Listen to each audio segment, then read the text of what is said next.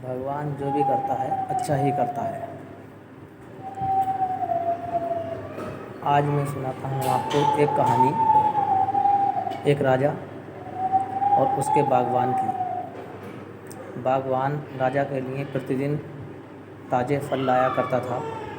हर रोज़ अच्छे से अच्छा फल लाता था, कभी अनार, कभी सेब, कभी मौसमी।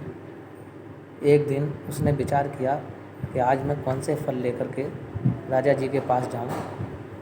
वह पूरे बागान में घूमा फिरा, उसे जो है कौन से फल अच्छे लगे। उसने सोचा क्यों ना आज मैं छोटे फल अंगूर लेकर के जाऊं। वो राजा जी के लिए अंगूर टोकरी भर कर के और ले जाता है। और वह राजा जी के महल में जैसे ही पहुंचता है तो राजा जी निराश और हताशा बैठे हुए थे। तो किसी विचार में पड़े हुए थे। वो सोच रहे, कोई विचार उनके मन में चल रहा था और उन्हें एहसास ही नहीं हो पाया कि कौन इस समय आया हुआ है।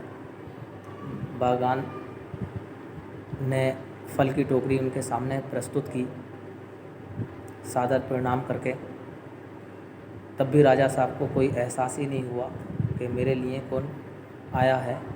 और राजा साहब अपने एक फल खाएं, उठा करके खाएं और उसके बाद में एक फल जो है उस बागान मालिक के ऊपर फेंक के मार दें। जैसा ही पहला फल उन्होंने फेंक करके मारा तो बागान माली ने कहा कि भगवान बहुत दयालु है। फिर राजा साहब ने एक फल खाया और फिर मारा। फिर बागवान ने कहा कि ईश्वर बहुत दयालु है। ये प्रक्रिया लगातार चलती रही और कुछ समय बाद जब राजा साहब की आंख खुली और एकदम अचानक उन्होंने देखा, उन्होंने कहा कि ये मैं क्या कर रहा हूँ, चाहे अनजाने में सही मैंने ये गलती की है।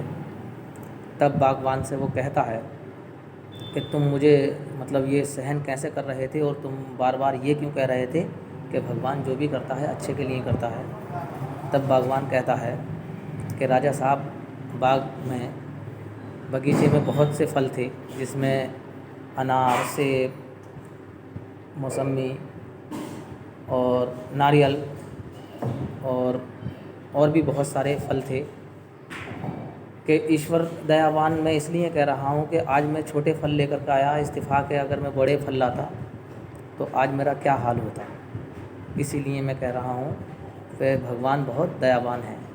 तो साथियों, अगर भगवान की कृपा रहती है व्यक्ति पर तो कभी भी वो संकटों से वो नहीं होता। और हमें उसी की दया है जो हम आप तत्पर सतर्क अपने कार्य पर लगे रहते हैं।